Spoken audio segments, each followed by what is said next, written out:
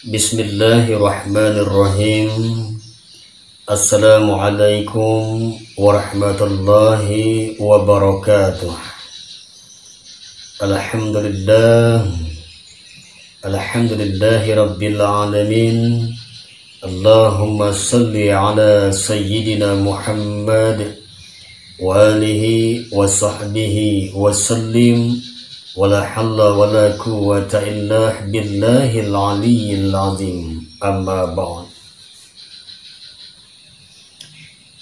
Teman-teman, sahabat-sahabat, para pemirsa yang saya cintai karena Allah Subhanahu wa ta'ala. Ini adalah video tentang Dajjal, yaitu bagian ketiga. Di bagian ketiga ini tentang tanda-tanda keluarnya Dajjal, yaitu dua tanda yang hendak saya sampaikan di video bagian ketiga ini. Di video bagian kedua yang sudah saya kirim itu ada 4 tanda. Di video bagian ketiga ini 2 tanda, yaitu tanda kelima dan tanda keenam. 2 tanda ini saya ambil dalam hadis Nabi kita Muhammad sallallahu alaihi wasallam. Tanda yang kelima yaitu tanda-tanda keluarnya Dajjal.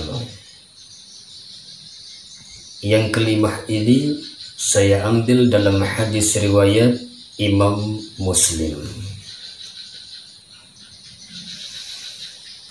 Sebelum Dajjal keluar akan terjadi 3 hal yang pasti akan terjadi. Apabila 3 hal ini terjadi, maka Dajjal akan keluar. Yang pertama, dalam hadis Imam Muslim dijelaskan bahwa yaitu jika pohon-pohon kurma di Baisan tidak lagi berbuah, tempatnya yaitu di Palestina dekat Sungai Jalut. Ini yang pertama. Yang kedua dijelaskan dalam hadis Imam Muslim, yaitu jika danau Tiberias airnya habis, maka kemunculan keluarnya Dajjal makin dekat. Tempatnya yaitu di antara Suriah dan Palestina. Dan sekarang ini danau Tiberias dikuasai oleh Israel.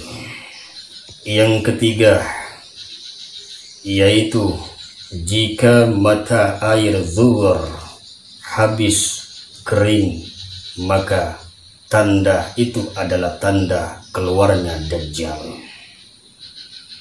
Sedangkan mata air Zuhur terletak di suatu desa dekat Laut Mati, dan danau tersebut, mata air tersebut yaitu mata air Zuhur, masih menyambung dengan danau Tiberias. Inilah 3 tanda yang dijelaskan dalam hadis Imam Muslim. Apabila terjadi, maka Dajjal akan keluar. Hadis riwayat Imam Muslim. Sekarang yang kedua atau yang keenam. Tanda yang keenam yaitu saya ambil dalam hadis riwayat Ibnu Majah, Ibnu Khuzaimah, dan Al-Hakim dari Abu Umamah. Apabila ini terjadi, maka Dajjal akan keluar. Kemunculan Dajjal, apabila ini terjadi, maka Dajjal akan keluar. Apa itu? Nanti manusia akan menghadapi tahun-tahun yang sangat berat, tahun-tahun yang amat sangat sulit. Tahun apakah itu? Yaitu tahun kemarau selama 3 tahun. Pada tahun pertama, Allah akan memerintahkan langit untuk tidak menurunkan sepertiga hujannya. Sesudah itu, Allah memerintahkan bumi untuk tidak menumbuhkan sepertiga tumbuhannya. Ini pada tahun yang pertama. Pada tahun berikutnya atau pada tahun yang kedua, Allah akan memerintahkan langit untuk tidak menurunkan 2/3 hujannya. Dan Allah memerintahkan bumi untuk tidak menumbuhkan 2/3 tumbuhannya. Ini pada tahun yang kedua. Dan pada tahun yang terakhir atau pada tahun yang ketiga, maka Allah Subhanahu wa ta'ala akan memerintahkan langit untuk tidak menurunkan setetes pun air hujan. Jadi tidak ada setetes pun air hujan pada tahun yang ketiga. Dan Allah Subhanahu wa ta'ala memerintahkan bumi untuk tidak menumbuhkan semua tumbuhannya, sehingga tanaman yang hijau tidak akan tumbuh. Allahu Akbar. Dan hewan-hewan ternak semuanya mati, kecuali yang dikehendaki hidup oleh Allah. Jadi pada tahun itu manusia dilanda kelaparan. Jadi Rasul menjelaskan manusia akan mengalami kelaparan yang sangat. Allahu Akbar. Lalu ada yang bertanya kepada Rasulullah, "Ya Rasulullah, apa yang membuat manusia hidup pada zaman itu?"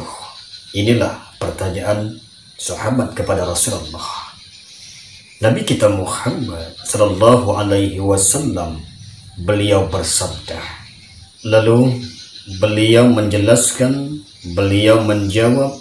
Apa kata beliau? Beliau bersabda, tahlil, takbir, dan tahmid.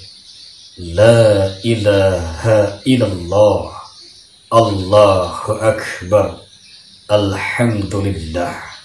Jadi kalimat tahlil, takbir, dan tahmid itu semua mencukupi mereka seperti halnya makanan.